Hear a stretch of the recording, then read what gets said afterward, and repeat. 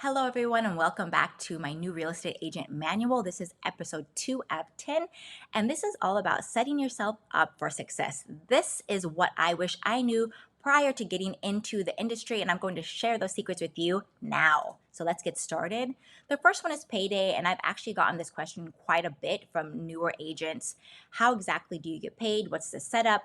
I've had people think that they're going to get W-2, it's a salary, and where there are those models out there, let's just talk about the traditional real estate agent route, and that is commission based 100% solely based on your closed sales.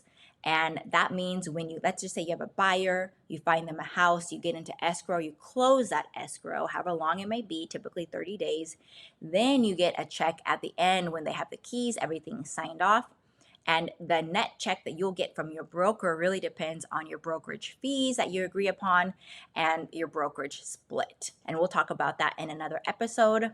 And please don't forget about taxes. This is something that I did not remember my first year, and I was hit at the end with a very big IRS bill. So you need to be setting aside 25 to 30% after each check. Put it into another account so you don't look at it for taxes. Don't get surprised like I was with a big fat bill. And just remember that this takes time. Again, I'm going to keep repeating myself. This is your business, a business, and this is a very important thing to remember.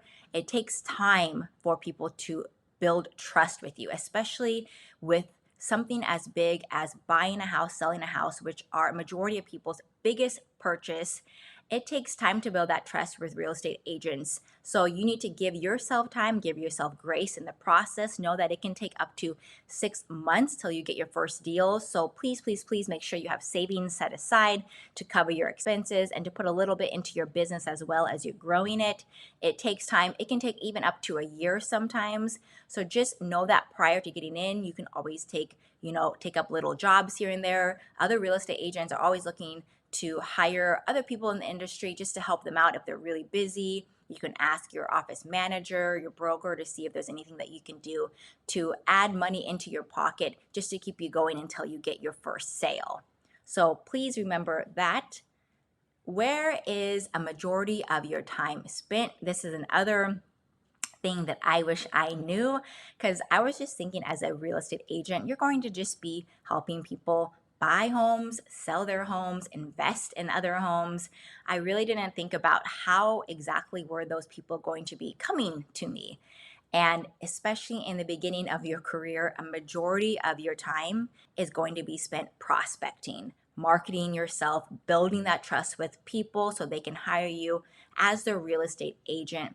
So just know this getting into it, that if you are not comfortable talking about yourself or asking people for business, then this might not be the best route for you, because you really need to be doing that. You need to be filling your lead funnel with clients. You need to be asking people, your past clients, if they have referrals for you. So it's a really important thing to know that yes, you're going to be spending time with your transactions, helping your clients buy and sell, but a majority of your time is also trying to find new clients and prospecting, which is finding new clients, and marketing yourself and your business and your expertise. So just know this in the beginning. And you don't need a lot of money to start, but you do need some, I would say. And I'll talk about personal budgeting and business budgeting in another episode.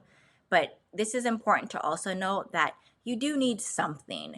You need to be considering that you are going to be, creating marketing materials, prospecting yourself, marketing yourself. So you need to consider that print costs. You need to consider postage if you're going to be mailing. To cut costs, you don't actually need to buy postage. You can just drop them off at people's doors, or you can door knock. Though that's all free.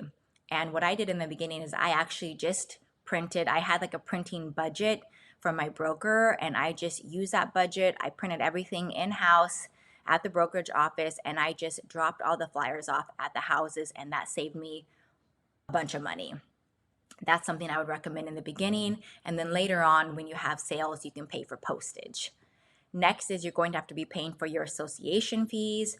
Ours is around, I think, like 850-ish per year. So just consider that you will need to be part of an association and you will need to be paying that fee per year. And also gas money, especially when you start getting clients, who knows where they will want to buy, who knows where they will want to sell. I remember my first year, I spent driving all over Orange County and even farther than that outside of that because I was willing to go wherever and do whatever to help close the sale and help my clients out. So I put on a lot of miles and paid for a lot of gas. So just remember that. And other marketing items, it depends on what your broker will provide you, but you might have to buy business cards, open house signs in the beginning. I actually don't think I had to pay for open house signs because I just used my team's open house signs. But the caveat to that is that you don't market your own name, you're marketing your team's name. Or if you decide to use your brokerage open house signs, you can do that as well if they have them. But again, you're marketing your brokerage and not yourself. So just consider that in the beginning, but you might want to do that just to save money in the beginning of your career. And then the last thing is you need to just always remember to show up and commit to this. Super important because there will be ups and downs in this industry. There will be days where you want to quit. There'll be days where you don't want to put any more work into it just because you're not seeing results. But I just read this article about a very successful agent, and they were saying how showing up and committing trumps talent and skill, because a lot of people have talent and skill, but they will give up in this industry because they're not seeing results right away. But if you are persistent and you just keep on going, those skills, that confidence will build and success will come eventually. You just have to keep going, believe in yourself, and believe in the process. So show up every day, especially in the beginning, and then some.